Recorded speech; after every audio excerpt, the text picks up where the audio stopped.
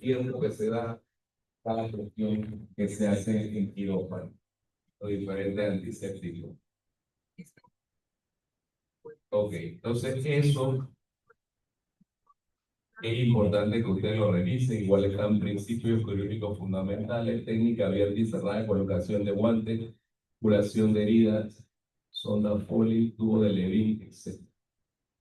Estas cosas son competencias que ustedes deben desarrollar durante la segunda parte del curso, que es la rotación. En su blog, ustedes tienen que hacer un video de ustedes durante la rotación haciendo alguna de estas cosas. El lavado de manos quirúrgico, el enguantado autónomo, lo que es técnica abierta y cerrada de colocación de guantes. Por lo menos esas dos. Hay algunos también que cuando entran pues se visten la forma de vestirse para entrar a quirófano. Hay algunos, veo estudiantes, no de esta facultad, de otras facultades, que cometen un error. Cuando uno les dice, bueno, lávate las manos para hacer tal procedimiento, eh, se lavan como si fueran a entrar a vestirse para entrar al quirófano. No, este no es el lavado quirúrgico, ese es otro tipo de lavado quirúrgico. El lavado, si usted le dice, bueno, vamos a poner una sonda Foley, pero necesita hacerse completo lavado quirúrgico de 10 minutos. No, simplemente se lava, se seca, hay unas toallitas desechables ahí y entra y se pone los guantes, un enguantado autónomo para colocar una sonda Foley. Entonces, a veces, porque una vez le dije a un estudiante y entonces él venía con las manos vacías por una sonda Foley, no es necesario. Esto es solamente cuando usted va a entrar aquí. Bueno, esta es importante que ustedes revisen esta parte de estudio dirigido.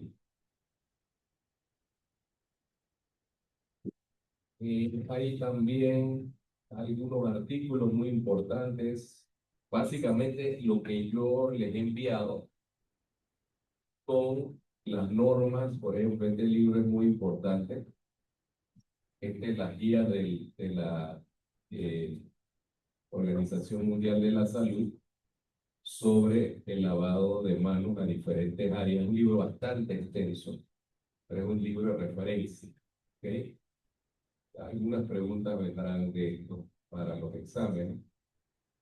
Hay algunos artículos y es una guía de lavado. Este sí es prácticamente un resumen que deben revisar, por ejemplo, todos, para que los va a ayudar mucho durante sus prácticas. En la parte que les va a dar el doctor Pave, que es cirugía menor y ambulatoria, enviamos unos artículos, todos ellos muy importantes. Son los artículos de referencia. Algunos de estos están actualizados de lo que yo revisé, inclusive cuando era residente. Cirugía menor y ambulatoria. Este es el manual ético sobre las heridas. Esto lo revisa todo el que va al hospital. Bueno, esto tiene prácticamente mucho de lo que ustedes ven en los libros, pero de una forma resumida. Interpretación de heridas, cierre de heridas, algunas complicaciones. También sí que es un libro de referencia. Suturas quirúrgicas, lo que ustedes deben saber acerca de las suturas quirúrgicas, porque ustedes van a hacer un taller de suturas con la doctora de Vivón. Creo que van a hacer 2 talleres. La tabla de suturas, donde están las diferentes suturas, con los diferentes calibres de las agujas, el largo de las suturas, cosa tal de que ustedes tengan un lugar de referencia también, porque este tema no es un tema que se da mucho. Las técnicas de anudado, bueno, yo no voy a hacer residente de cirugía. Este libro es para residentes, pero tiene lo básico también. Usted debe saber, porque usted cuando va a ayudar también le va a decir, bueno, sutura la piel, pues corte interno, cualquier especialidad que usted, cualquiera que usted tome, usted tiene que hacer algún tipo de sutura. y ese libro nos va a guiar en ese tipo de sutura también. El otro que es el manual de sutura, este que está acá. Entonces yo les pido que lo revisen antes de su taller.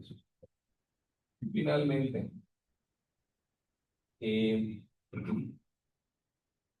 esta es la clase que debimos haber dado el lunes pasado. Yo solamente le voy a dar una guía para que ustedes la estudien. Les voy a mandar esto en PDF también.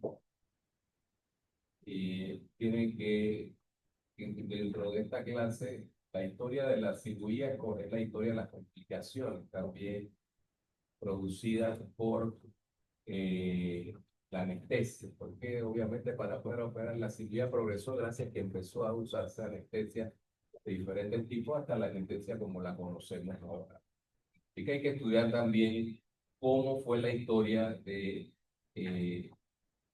el desarrollo de los diferentes tipos de analgésicos, analgésicos, y las complicaciones que van a haber según lo esperado. Siempre uno espera que, por ejemplo, un paciente durante una cirugía se vaya a recuperar dependiendo de lo largo de la cirugía, del invasivo de la cirugía en determinado tiempo, ¿no? Entonces, este cuadro que ustedes ven ahí es muy importante que lo repasen, cuándo cortar los puntos, cuándo iniciar la vía oral, cuándo el paciente tiene que levantarse, deambular, etc. Aquí en las complicaciones, ustedes, muchas de las complicaciones ya las conocen porque son complicaciones relacionadas con los órganos. Te han dado gastroenterología y han dado, ¿no? Están dando este semestre. Perfecto. Entonces, van a ver mucho de lo que se aplica acá porque los pacientes sufren complicaciones de tipo gastroenterológico después de la cirugía. Las pulmonares ya dieron neumología, casi la mayoría de las complicaciones pulmonares ya las dieron. Hemorrágicas, renales, neurológicas, son las más importantes. Pero hay una parte nueva que es la que ustedes van a ver que es relacionada a complicaciones relacionadas a la herida quirúrgica o cualquier herida. Ya ustedes dieron proceso de cicatrización normal de la herida con el doctor Vega, y es muy importante que ustedes lo tengan en mente. Ese proceso que tiene su fase, ¿sí? Que tiene que ver con la defensa del organismo, porque al cortar una herida nosotros rompemos la barrera y entonces invaden las bacterias que están en la piel, invaden y entonces el organismo tiene que defender. ¿Cómo cicatriza la herida? ¿Cómo madura la cicatriz? Papel de los fibroblastos. Y ustedes ven aquí las tres fases y las complicaciones relacionadas con cada una de esas fases. La infección, la dehiscencia y los queloides. Si ustedes tienen en mente esto, ustedes fácilmente esta parte la dominan. Factores que influyen en la curación o que favorecen la curación de la herida importante. Y ahí están los factores sistémicos y los factores locales. Y también esos factores pueden favorecer o pueden ir en contra la infección. Obviamente es una complicación que si no se controla, evita el proceso de cicatrización normal.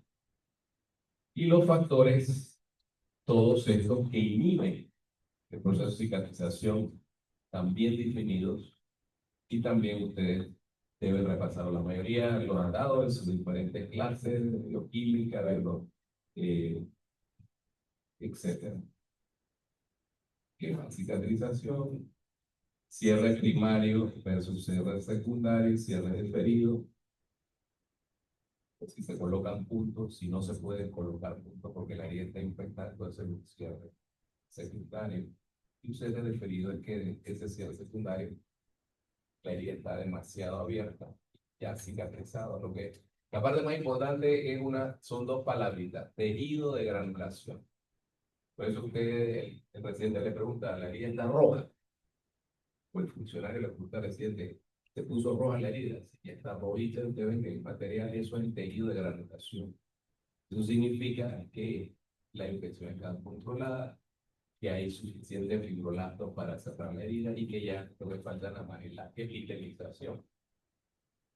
Y aquí van a ver diferentes tipos de heridas, quemaduras, etcétera, en diferentes áreas. Entonces, esta sería la parte nueva para ustedes, las complicaciones de la herida, que son básicamente los seromas, los hematomas. La infección de la herida ya se la dio específicamente el doctor Vega. La dehiscencia de la herida, que le mandamos una serie de material para que vean la dehiscencia de la herida, es decir, generalmente la herida típica que usamos de modelo es la laparotomía, el media abdominal, porque es la de mayor tensión. Los doctores ahora les van a hablar de la encefalopatía de Langerhans, que son las líneas de tensión, ¿verdad? La laparotomía media va en contra de esas líneas. Es decir, que cuando usted hace fuerza, esa herida tiende a abrirse. Entonces, eso ocasiona una dehiscencia. Y otras, básicamente, lo que está en otras es los queloides, que son el exceso de cicatrización. Ahí está ahí van a ver la definición de seroma, que es acumulación de líquido en diferentes áreas, el diagnóstico con ultrasonido, el manejo que es el drenaje. En el caso mío, que le drenamos, hicimos un acceso vascular y el paciente hizo un seroma ahí en el brazo. Y te van a ver que cuando funcionamos, lo que sale, pues, es líquido, es un líquido claro, ¿no? El seroma hay que diferenciarlo de otra que es más grave. También es acumulación de líquido, que es el hematoma. ¿A quién le parece por qué razón el seroma es, o el hematoma es más grave que el seroma? Si hablamos con un líquido, suero, el seroma viene de suero. Y hematoma, bien, sangre. ¿Cuál es la diferencia que hace que uno sea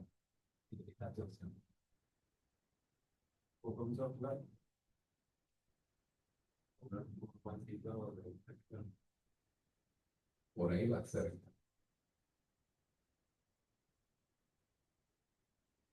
Ahí salió, vieron el líquido, ¿no? Vieron el líquido que quedó claro, es un líquido amarillento. ¿Qué hacen ustedes cuando ustedes en su fabuloso, ¿okay? Donde hay sangre que no está corriendo, el corriente sanguíneo hay sangre, pero esa está fluyendo, esa está contenida en un lugar, inclusive se infecta con una bacteria, eso es mortal, ¿verdad? Las bacterias son una sepsis de algo.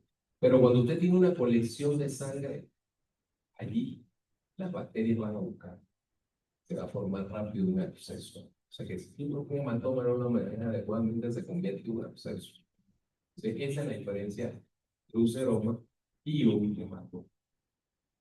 Bueno, básicamente, y el manejo, lo que son los signos de flobosis. ¿Quién describió los signos de flobosis? Ah, pero duro, no escucho. Ahí lo dijeron bien. Exactamente. Y eso nos ha quedado, y fíjense que eso es tan importante que eso es el día a día suyo en las salas. Buscar signo de flobosis en la herida. Entonces, el día a día. ¿Esto qué es? Ajá, dígalo, pero usted no dice duro. Muy bien. ¿Ah? Un chichón. Un chichón, un hematoma. Pero nosotros sabemos que es un chichón. El chichón es sangre ahí porque se rompe una pequeña arteria y el tejido de los bebés es más aerolar laxo, ¿verdad? Entonces, sin embargo, esto no tiene las características, entonces va con la presión. A veces decían las abuelas, ponen un peso ahí y ay, no le decían eso, que le ponen el hielo. o un filete. Tampoco hielo.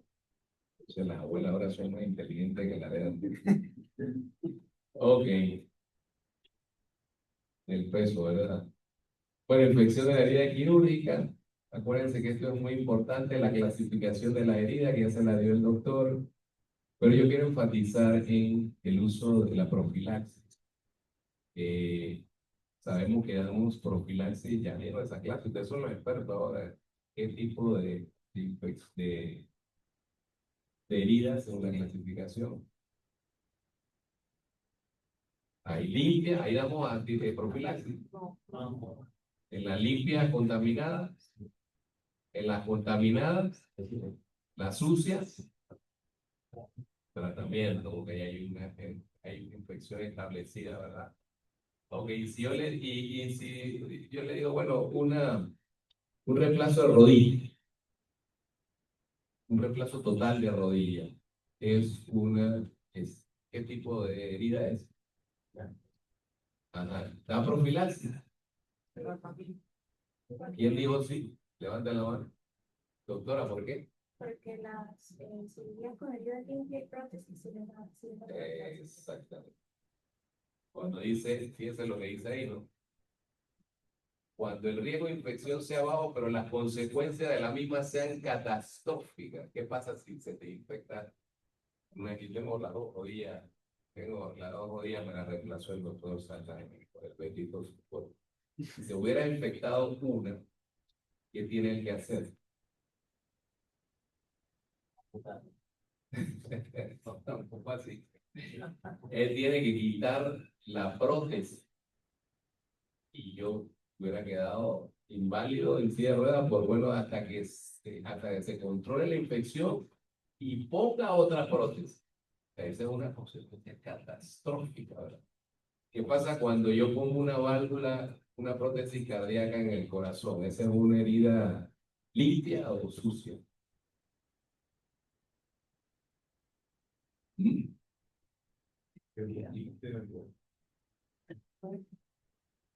Limpia, contaminada. ¿Qué tracto se abre a frente final? Ahí nada, se abre el corazón. Es una herida limpia. ¿Se pone antibiótico o no? Porque el riesgo de infección, aunque es bajo, las consecuencias de que se infecte, imagínate, una proteína corazón se muere, tipo una meastinitis. De que esos casos son casos en que sí se da profilaxis antibiótica y que no siguen realmente la regla de la clasificación. Bueno, la licencia, le mandé unos buenos artículos ahí. Acuérdense, esta no se la digo, esta viene para el examen. ¿Cuál es la diferencia entre evisceración y eventración? Eso es muy importante que lo hacemos. Por ejemplo, yo le digo si está, ¿cómo es el nombre de doctor? Alan. Alan. Alana, tú estás en la sala, te va a pasar de cirugía como interna. Llama el paciente que le hicieron una laparotomía exploradora y el paciente que duele la herida, tú le quitas los apósitos porque ya el paciente tenía 4, 5, 6 días. Y entonces, cuando tú le palpas a él, los puntos, pero tú sientes que hay una distancia en la línea media. ¿Qué es eso y qué hacen? ¿Ah? Exactamente. ¿Qué pasa? Esa fue la fase. A lo mejor los puntos, como dice ahí las medidas que tienen que, para que no se evite, a lo mejor los puntos se tomaron muy cortitos, pues paciente. Y entonces, bueno, pero todavía la piel lo está aguantando. Porque si la piel se va también, entonces, ¿qué ocurre? La visceral. Ahí está la diferencia más o menos. Todavía hay algunas cositas que hay que ajustar ahí, ¿no? Ok. ¿Quién sabe qué es eso? Ah, está el cuchillo. ¿Y eso? Esos son mis antepasados, guaymíes. Ahora le dicen, bueno, no me voy que lo descubrí. Bueno, entonces las complicaciones sistémicas más frecuentes en cirugía las dicen las respiratorias, y tienen todas esas, son importantes, sobre todo la broncoaspiración. La broncoaspiración es importante y es esa complicación que es la causa de que ustedes cuando van a dar la anestesia, anestesiar a un paciente, los anestesiólogos son obsesivos compulsivos. ¿Cuántas horas tiene de ayuno el tipo? Porque si tiene el estómago lleno, el tipo se puede broncoaspirar y eso es bastante mortal casi. Las respiratorias son causa de morbimortalidad entre los mayores de 60 años. Todo esto se lo va a pasar yo. Acuérdense que hay pacientes especiales, pacientes obesos. Pacientes obesos se complica porque es difícil, ¿vale? Difícil coger los puntos. El paciente se vendra o se viscera rápidamente. El otro paciente que es problema es paciente fumador. Paciente fumador, acuérdense que hace el cigarrillo con el reflejo mucociliar. La gente no moviliza bien las secreciones y se infecta si no tose o si tiene una fisioterapia respiratoria buena después de la cirugía. Pacientes con enfermedad respiratoria previa, los asmáticos, los EPOC. La telectasia, lo importante, ahí van a ver un artículo sobre eso. Y si la telectasia ¿qué es? Exactamente, los pacientes por dolor o porque está medio turbulato o por el anestésico no ventila adecuadamente. No, nosotros ahorita hay una cosa que es el suspiro. Ahora, cuando hace un suspiro todavía uno fuerza un poquito más a los pulmones a que no se colapse. Entonces esos reflejos están bastante abolidos por pacientes poco operados. Entonces se colapsa el pulmón y entonces es una genética. Y esa es causa de fiebre, como una de las causas más frecuentes de fiebre postoperatoria. ¿Y qué pasa con eso? El problema no es tanto la telectasia, que sobre la telectasia entonces se acumulan secreción y entonces viene una neumonía, ¿verdad? Y posteriormente, con una neumonía postoperatoria, el riesgo de mortalidad es muy alto porque el paciente puede caer en una insuficiencia respiratoria. Ya todo eso se lo dio el doctor médico. Yo no voy a hablar mucho de eso. Complicaciones cardiovasculares, ya ustedes dieron cardiología también, han dado todo esto, la arritmia, taquicardia, choque,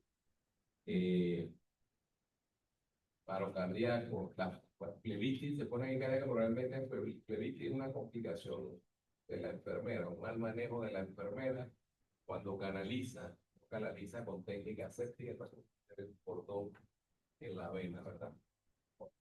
Y lo otro que es la trombosis venosa en miembros inferiores. ¿Cuánto tiempo de encamado en un hospital usted dice que un paciente necesita para que aumente el riesgo de una trombosis venosa profunda? 4. 4. Y aumenta según el paciente tenga otras cosas. Por ejemplo, si es obeso, por ejemplo, si tiene cáncer, acuérdense que el cáncer produce factores pro coagulación, o sea, que el paciente de un cáncer no tiene que tener cuidado. El COVID, como dice el doctor, clásicamente nos dimos cuenta que el COVID era trombosis pico, están produciendo a nivel. Y la tromboembolia pulmonar. Son dos enfermedades diferentes, la trombosis venosa profunda y la embolia pulmonar. Es la misma. Coágulos se forman por debajo de la rodilla, en la clínica, en la actividad. Y cuando ese coágulo se desprende, es que produce la trombosis. La tromboembolia.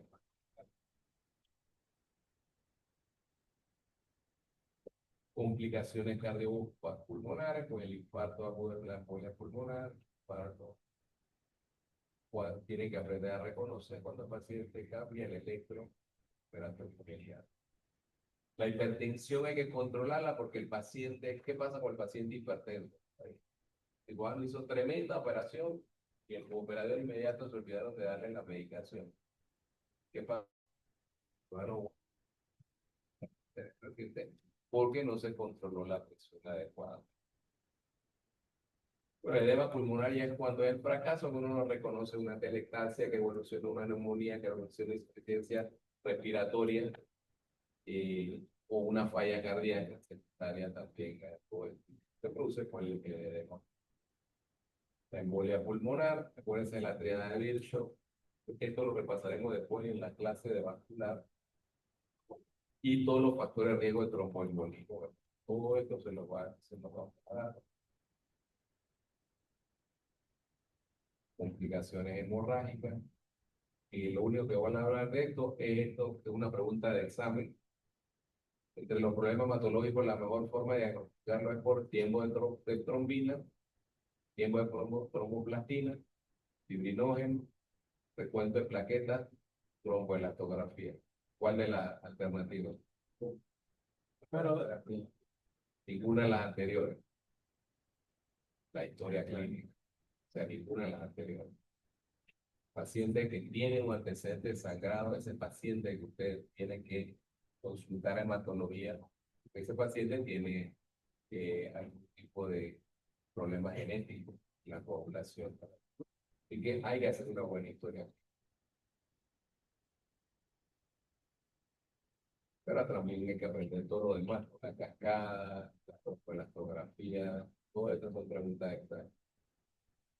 Complicaciones digestivas, las úlceras de estrés, que es lo mismo la de Cushing y la de Curly, es una úlcera de estrés gástrica.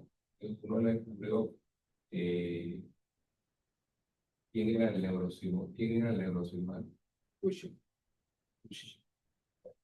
Mencioné. Y Curly era durante una quemadura, el paciente presentó úlcera, pero es lo mismo. Complicaciones renales, la uriguria, la más severa, la retención urinaria. ¿Qué paciente se ve? Lo llaman ustedes están en interno, doctor. ¿Su nombre? Amén. Amén. Para interno, está acá, está acostado.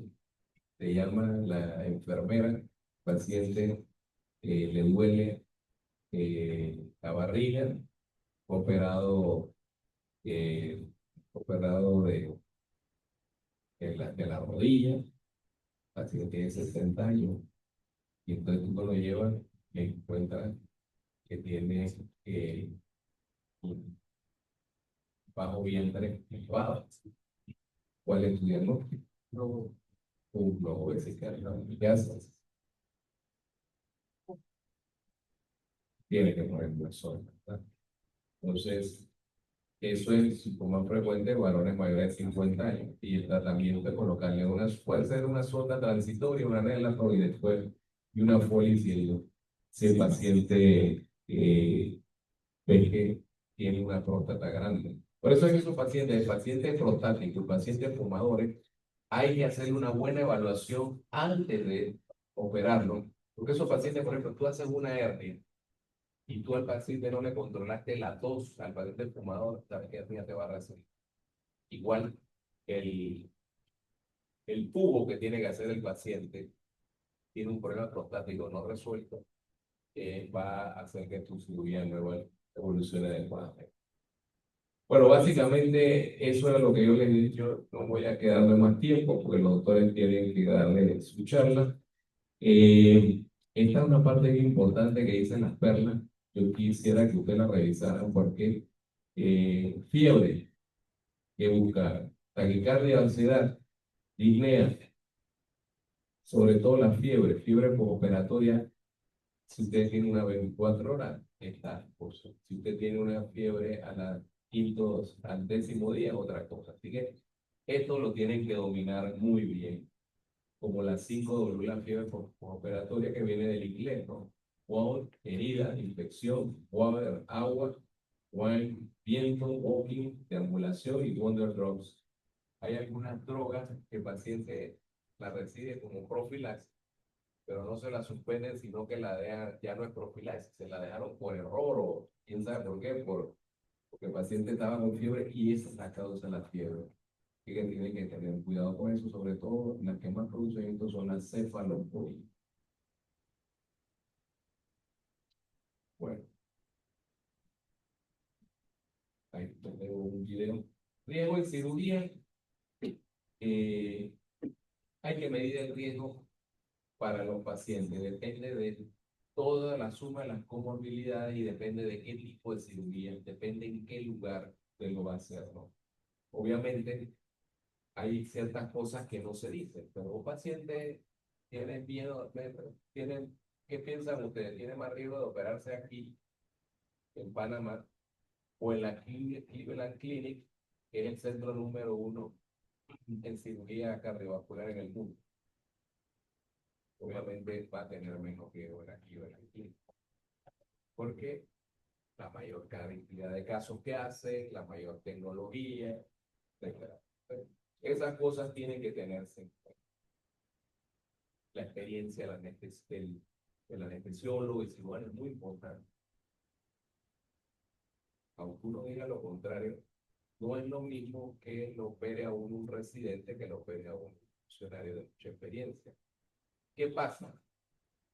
Que digan, bueno, el sistema norteamericano los residentes operan. Sí es cierto, pero es dirigido, porque nadie va a aprender a tocar el piano de oído. Es lo mismo. Él tiene que empezar a operar para poder aprender y desarrollar esa curva. Pero ¿qué sucede? Tiene que estar allí, guiando. Lo que sí es malo es que el residente está operando un caso muy complicado y el solo. No va a saber a quién preguntarle, no sabe si lo está haciendo bien. Esto es lo que los centros con un adecuado programa docente hacen. A diferencia de que, bueno, acá en ciertos hospitales se sale tigre, le dicen al residente, y eso no debe ser. Los sistemas de valoración de riesgo, la pausa quirúrgica. ¿Han escuchado la pausa quirúrgica durante una cirugía? Ustedes saben que en Estados Unidos es altísima la mortalidad por errores. Paciente que se opera a un lugar que no es.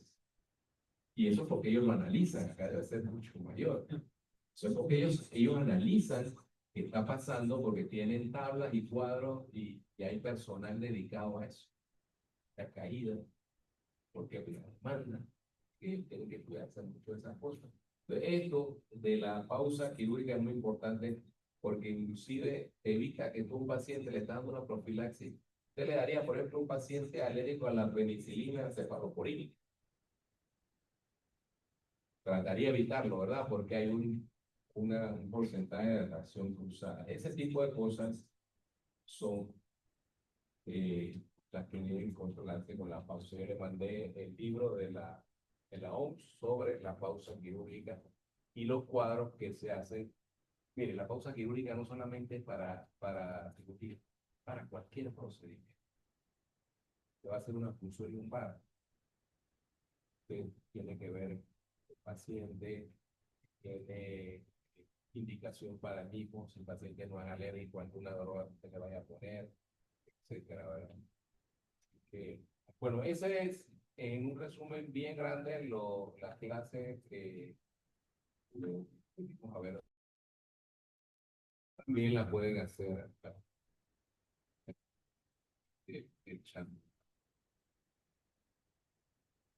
Listo, pues entonces yo me tengo que retirar, yo lo dejo con los doctores Pave y Bolini, que me van a dar más calma que yo. Yo seguro que mucho más.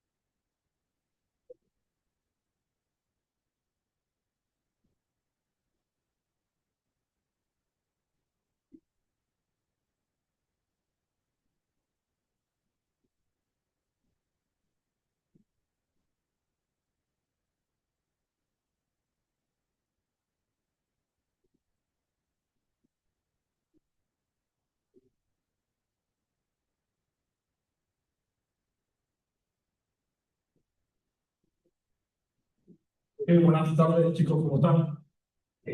Aprovechamos esta ocasión para presentarnos formarse un poco ustedes. Doctor Ricardo Bolín, doctor Pablo Miló, vamos a ser sus asistentes de cátedra este semestre. Estén abiertos a hacer consultas, a preguntarnos durante la clase o después de la clase. También importante, vayan adelantando sus asignaciones. El tiempo de rotación es complicado, me imagino que ya habrán oído cómo se pone este semestre. Así que bueno, presten atención. Y también, no sé si lo han estado haciendo, pero en las clases anteriores les han pedido las diapositivas a los profesores. Y bueno, traten de conseguirlas antes del primer parcial para que también podamos usarlo nosotros de guía para su examen. Entonces, hoy vamos a ver esta clase. Antes de esta clase era un taller. Como se eliminaron los talleres, se pasó oficialmente a una clase. Vamos a hablar un poco sobre cirugía menor y ambulatorio. Entonces, la cirugía ambulatoria puede ser de dos tipos, cirugía mayor o cirugía menor. Entre las principales diferencias es que en una se realiza una preparación mucho más rigurosa, se utiliza anestesia general y hay cuidados postquirúrgicos mucho más detallados. Por otro lado, la cirugía menor normalmente se realiza con cirugía con anestesia local, perdón, sin necesidad de una vigilancia posanestésica prolongada. Algunas ventajas pues, de la cirugía ambulatoria es que bueno, es una alternativa eficiente, muy eficiente para los hospitales, ya que optimiza recursos, permite aumentar la actividad asistencial sin depender de la disponibilidad de camas. Esto también ayuda en la parte de eficiencia económica, ya que permite a generar un ahorro en cuanto a estancias, ocupación de camas, y eso también reduce los costos del paciente. Y por supuesto, hay una mayor accesibilidad porque reduce lista de espera, ¿no? Se realizan procedimientos más rápidos. ¿Alguno tiene idea de cuánto cuesta una cama en hospital o un día de hospitalización? En dos, hospital privado o público. Creo que es el privado. ¿Cuánto? 750. Una cama no, sí. Ah, bueno. Esa está bien, está bien, está bien. No, pero está bien, está bien. E incluso no se crean que el sistema público también tiene un costo considerable, sobre todo en los casos humanos, porque se atienden pacientes no asegurados y también cuesta dinero. Bien, entonces, bueno, esto es lo mismo, genera un gran incremento de la presencia hospitalaria, ya que los recursos ahorrados se pueden destinar a otros pacientes con necesidades más complejas, se contribuye a disminuir las instancias de los pacientes ingresados, mejora la rotación y disponibilidad de camas hospitalarias y optimiza el uso de recursos humanos y materiales.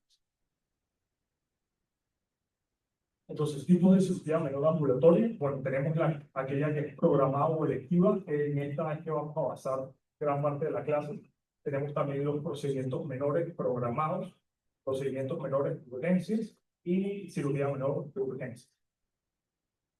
Algunos ejemplos, por ejemplo, en el caso de cirugía menor programada, podemos hablar de una extracción de un lipoma. En procedimientos menores programados son, por ejemplo, biopsia o realización de infiltraciones. Procedimientos menores de urgencia pueden ser drenaje o suturas y cirugía menor de urgencias. En otros eventos, por ejemplo, una sutura más compleja que requiera entrar a esa. Entonces, ¿qué características tiene una cirugía menor? Bueno, normalmente se utiliza anestesia local, sin sedación y anestesia general. Es un régimen estrictamente ambulatorio, el paciente se da de alta tras la intervención. Se espera que el paciente no tenga antecedentes médicos que lo hagan ser un paciente de alto riesgo y no hay necesidad de vigilancia postoperatoria prolongada. ¿Cuáles son algunas contraindicaciones de este tipo de procedimientos? Pues la alergia a anestésicos locales, alteraciones de coagulación, vasculopatías periféricas graves, déficit pituitario, diabetes mellitus con afectación vascular. ¿Alguno me podría decir por qué estas contraindicaciones se aplican, digamos, a la cirugía ambulatoria.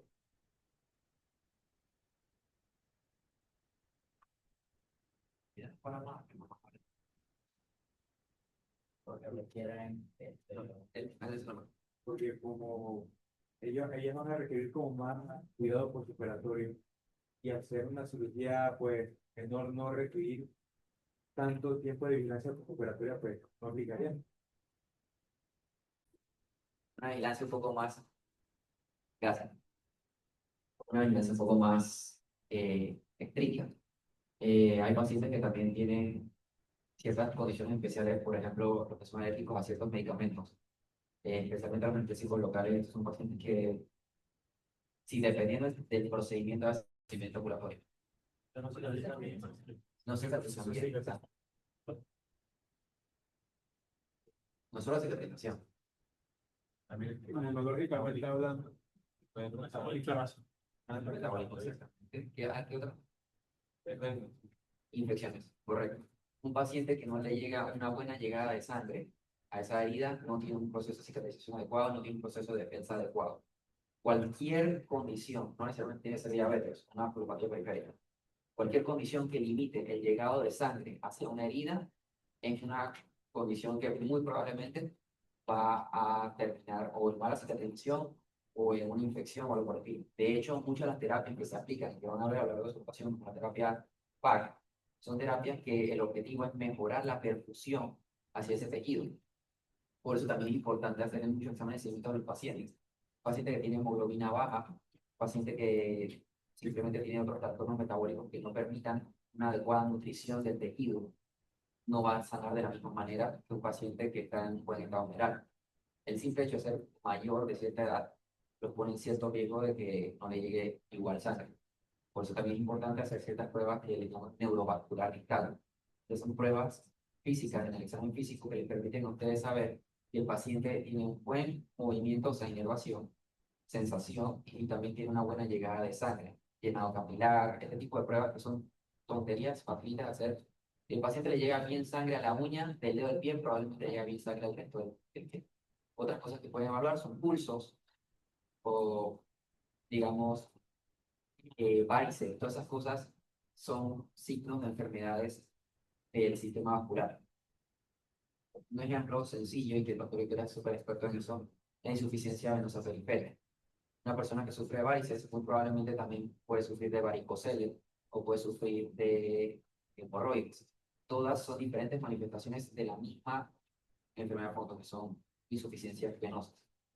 Entonces, este tipo de pacientes son pacientes que no son tan buenos candidatos para un procedimiento ambulatorio.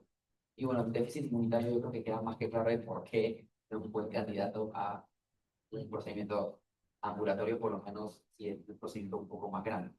Tampoco que lo vamos a dejar en el hospital todo el tiempo de recuperación, los 2 meses que se sana, pero hay que tener ciertos cuidados un poco más delicados con ese tipo de pacientes. Perfecto. Eso en cuanto a contraindicaciones generales. Y tenemos también las contraindicaciones locales. ¿Cuáles son estas? Bueno, por ejemplo, sospecha de lesión maligna. Es decir, si nosotros vemos una lesión que podríamos extraer a través de una cirugía menor, pero tiene ciertas características que nos hacen pensar que es maligna, es mejor no realizar ese procedimiento y derivar con una especialista. Lo mismo sucede, por ejemplo, ante presencia de cicatriz hipertrófica o que ya sabemos que esos pacientes tienden a generar este tipo de cicatrices y es mejor que lo maneje una persona experta. Y también lesiones en zonas de alto riesgo anatómico, zonas que le decimos zonas nobles, por ejemplo, bueno, se usa mucho áreas del rostro, donde es mejor que realice los procedimientos personas especializadas. Bien, repaso rápido, técnicas antisepsia. El primer paso que debemos hacer siempre ante una herida o lesión es realizar una limpieza de la zona que vamos a anestesiar. Esto siempre cuando estamos hablando, por ejemplo, de lesiones traumáticas, ¿no? Realizamos una primera limpieza con antiséptico para eliminar la suciedad visible. Luego de esos pasos, podemos entonces iniciar la administración de la anestesia local, entrando en la técnica que ahorita lo vamos a ver. Tercer paso, realizar una asepsia rigurosa de la zona, aplicando, haciendo la aplicación de antiséptico con técnica correcta. Cuarto paso, hacer el trapo quirúrgico. El quinto paso es eliminar los cuerpos extraños a través de una limpieza ya más exhaustiva. Y por último, entonces, realizar la resección de tejidos externos. Muchos pacientes no les va a gustar el orden de estas cosas porque van a llegar con las heridas y van a decir, ya, pero usted me va a poner agua y jabón ahí antes de poner anestesia. Sí. Esa primera limpieza de la herida tiene que ser por lo menos alrededor, así con agua y clorexidina, antes de poner la anestesia. Porque si ustedes van a poner anestesia, ustedes van a romper la barrera de la piel. Entonces, poner anestesia sin haber limpiado el área adecuadamente es exponerlo a un mayor riesgo de infección porque pues están contaminando más la herida. Y obviamente meter una aguja alrededor de un área que está llena de lodo o tierra o algo por el estilo definitivamente que no es una buena idea.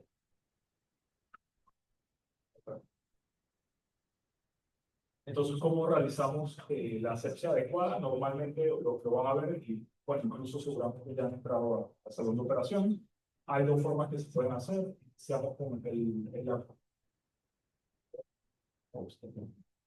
seguro ya han hecho limpiezas o rotando por ahí.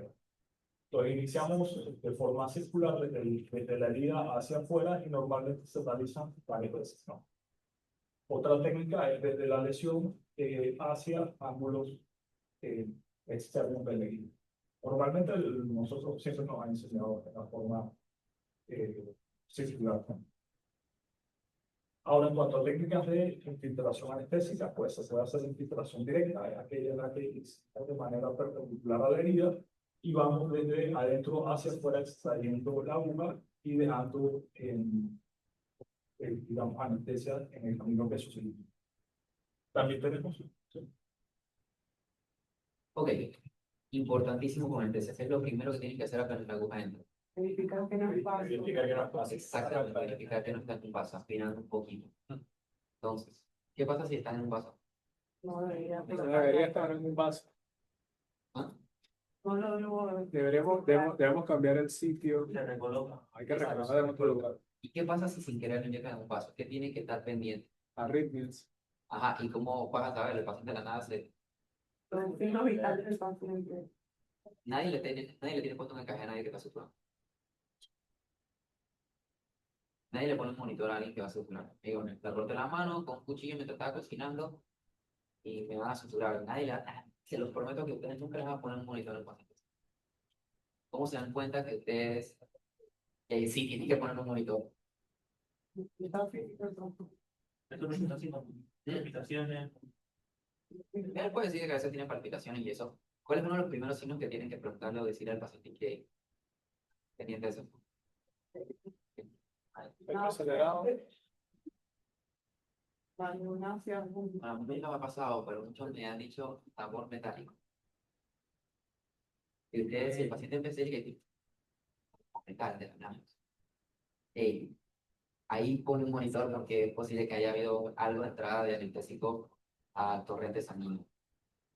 Búsquense también, a lo mejor no tenemos aquí.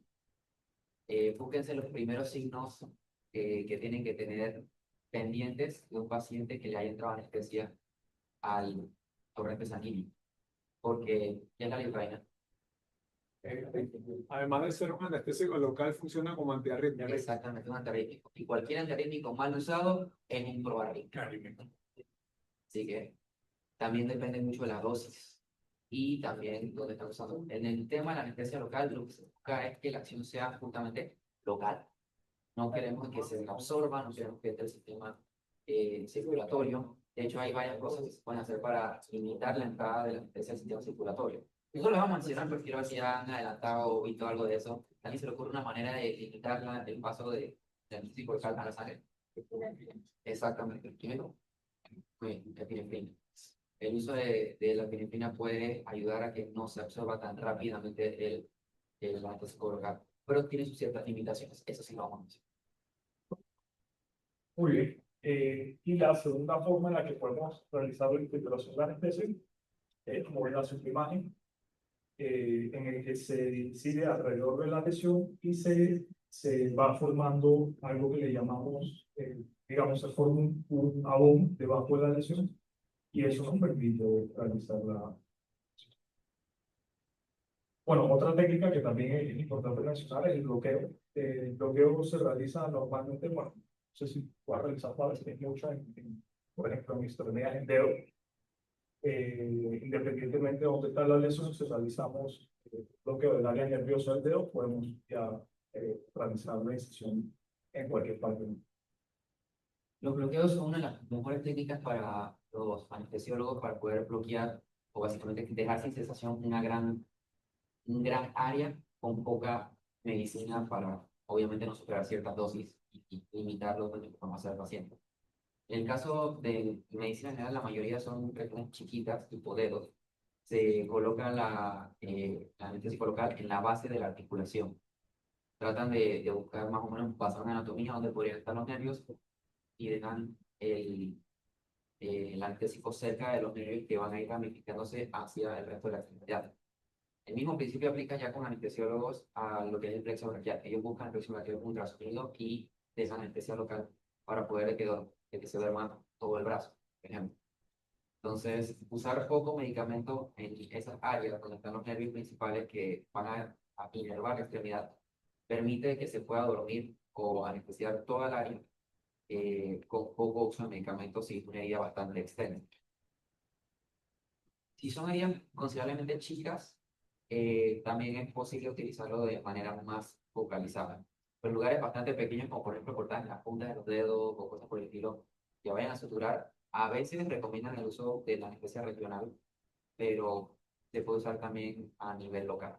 Lo regional ya es un poco más, por decir, avanzado. E incluso puede ser en tobillo para bloquear el pie completo, pero si ya, yo digo que eso lo dejen un poco más como para el residente, delincuentes adherentes.